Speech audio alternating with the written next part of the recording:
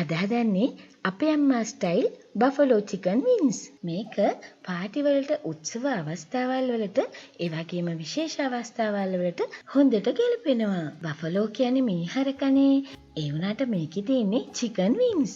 මේකට බෆලෝ කියන නම හැදිලා තියෙන්නේ ඇමරිකාවේ නිව්යෝක් වල බෆලෝ කියන නගරේ බාර් එකක එහෙම නැත්නම් රෙස්ටොරන්ට් එකක හදපු රෙසිපි එකක් නිසා.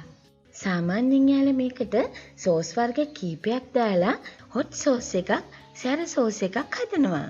අපේ අම්මා channel එකේ එක එක જાතියේ සෝස් වර්ග පාවිච්චි කරන්නේ නැති නිසා මම ඒ සෝස් එක පොඩි පොඩි වෙනස්කම් කරලා මගේ ක්‍රමයට කෘත්‍රිම රසකාරක නැති ස්වභාවික හොට් සෝස් එකක් හදනවා. මේ බෆලෝ චිකන් වින්ස් එක බලලා මේකට කැමති නම් ලයික් එකක් දාලා මෙන්න මේ පැත්තකින් තියෙන ක්‍රමයට ඔයාගේ යාළුවොත් එක්ක ෂෙයා කරන්න. ඒ වගේමයි ඔයාගේ වටිනා කමෙන්ට් එකත් මේ වීඩියෝ එක යටින් සඳහන් කරන්න.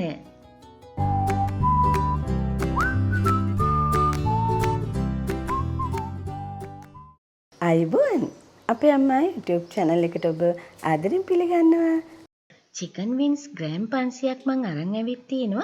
ඉස්සෙල්ලම මම මගේ ක්‍රමයට චිකන් වින්ස් වලට ලුණු කැටයි දෙහි දාලා හොඳට අනනවා. ඊළඟට ටැප් එකට අල්ලලා හොඳට හොදනවා. එක වින් එකක් අරගෙන මේ විදිහට ජොයින්ට් වලින් කපා ගන්නවා. එතකොට මේ විදිහට කෑලි 3ක් කැපෙනවා. සේරම එකට එක බෝල් එකකට දා ගන්නවා. බදිනකොට වෙන වෙනම තමයි බදින්නේ. දැන් මේ සේරම කපාගෙන ඉවරයි. ඊළඟට මම ඉඟුරු සුදු ලුණු ටික අඹර ගන්න යන්නේ. සුදු ලුණු බික් 5යි පොඩි ඉඟුරු කෑල්ලයි. ඔයාට මේක ගලේ අඹරන්නත් පුළුවන්. එහෙම නැත්නම් වංගෙඩිය දාලා කොටා ගන්නත් පුළුවන්. ඊළඟට ලුණු තේහෙඳි කාලක් මේකට දාලා බ්ලෙන්ඩ් කරගෙන එනවා. අඹරගත්තු එකේ මේ සැහැඳි එකමාරක් වගේ මං අර ගන්නවා. ඉඟුරු සුදු ලුණු රසට කැමති නම් සේරම ටික එකතු කරගන්න.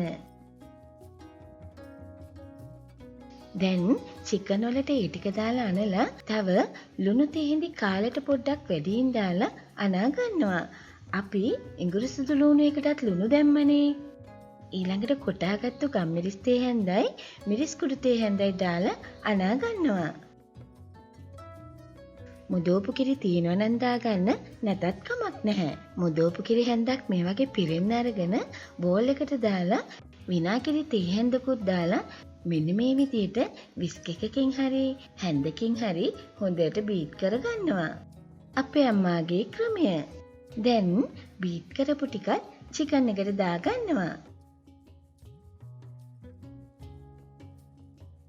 දාලා ආයෙත් හොඳට අනලා විනාඩි 45ක් මම මැරිනේට් වෙන්න වහල පැත්තකින් තියෙනවා.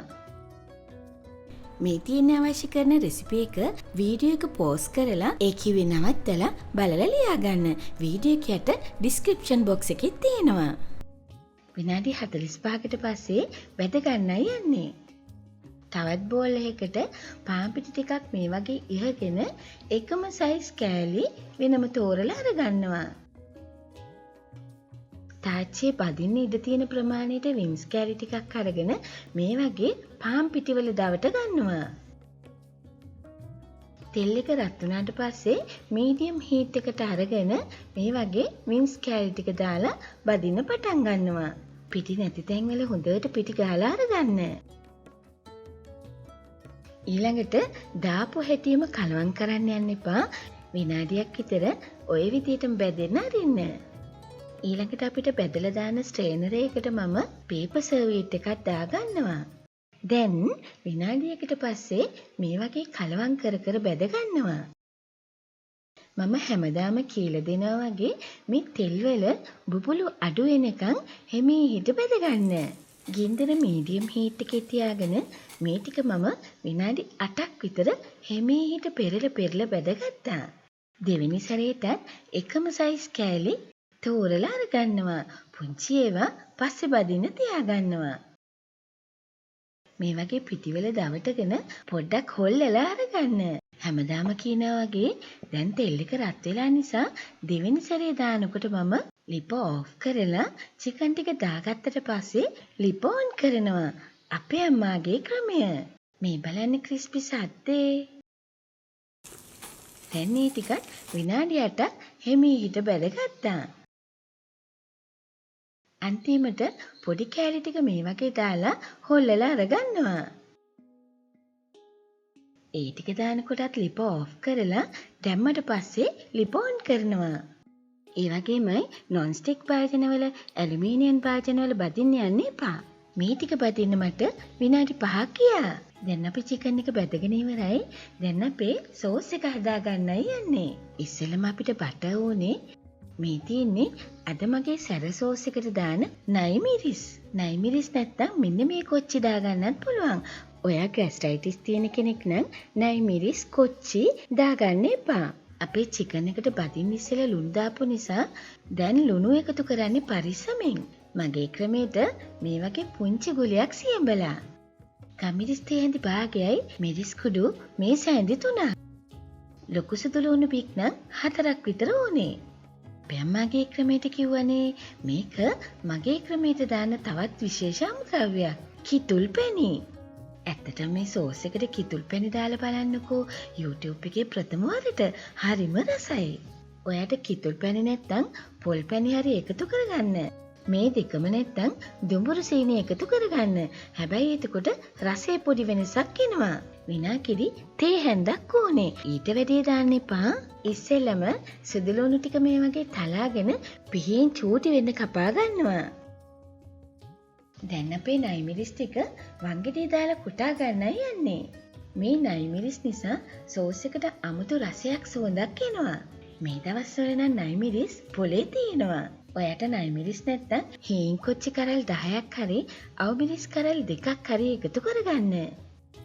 දැන් අඹරගත්ත ටික මිරිස් කුඩු එකේ දාලා තියාගන්නවා. දැන් අපි සියඹලා ටික දී කරගන්න යන්නේ. ලුණු කුඩු තේ හැඳි භාගයක් විතර දාලා වතුරක් දාලා සියඹලා ටික දී කරගන්නවා. වතුර මෙෂරින් කප් භාගයක් මිලිලීටර් 125ක් විතර දාලා දිය කරගන්න. මේකට මම මිරිස් කුඩු මේ සෑඳි 3යි අඹරගත්තු කොච්චි ටිකක් දාලා හොඳට අනා ගන්නවා. උකු ගතිය වැඩි නිසා තව වතුර චුට්ටක් එකතු කරගන්නවා.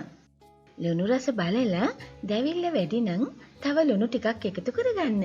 ඊළඟට සේරම කලවම් කරගත්තට පස්සේ පැත්තකින් තියාගන්නවා.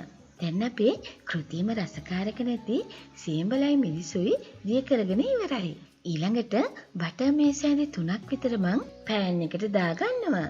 බටර් ටික දිය වෙන්න පටන් ගන්නකොට සුදු ලුණු ටික බටර් එකට දාලා හිමීට උයා ගන්නවා.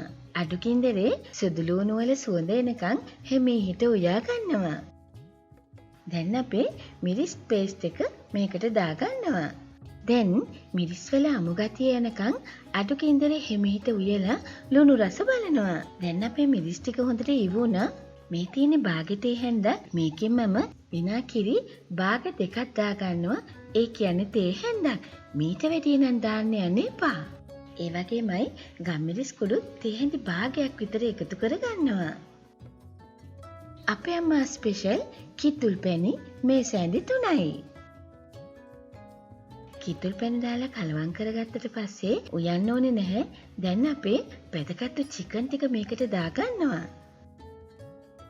දැන් අපේ චිකන් එකට සෝස් ටික හොඳට කලවම් කරනවා.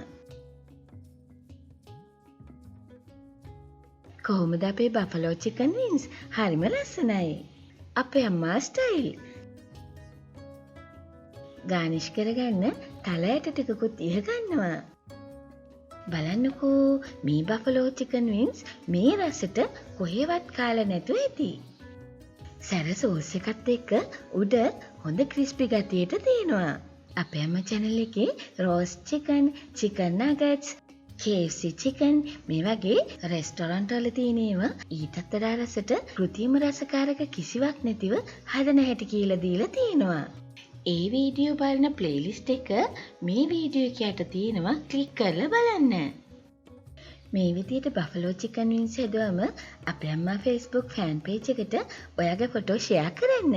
ලෝකයේ වැඩිම දෙනෙක් සිංහලෙන් උයන්න ඉගෙනගෙන Facebook කරා 100,000 ගණනින් ෆොටෝ සෙවන වැඩිම සබ්ස්ක්‍රයිබර්ස්ලා ප්‍රමාණයක් ඉන්න ශ්‍රී ලාංකික අපේ අම්මා channel එක සමග ඔබත් එක්වන්නට නම් subscribe button එකයි ඊළඟට එන පුංචි සීනුවයි press කරලා ඊට පස්සේ එන all කියන button එක press කරන්න. බොහොම ස්තුතියි.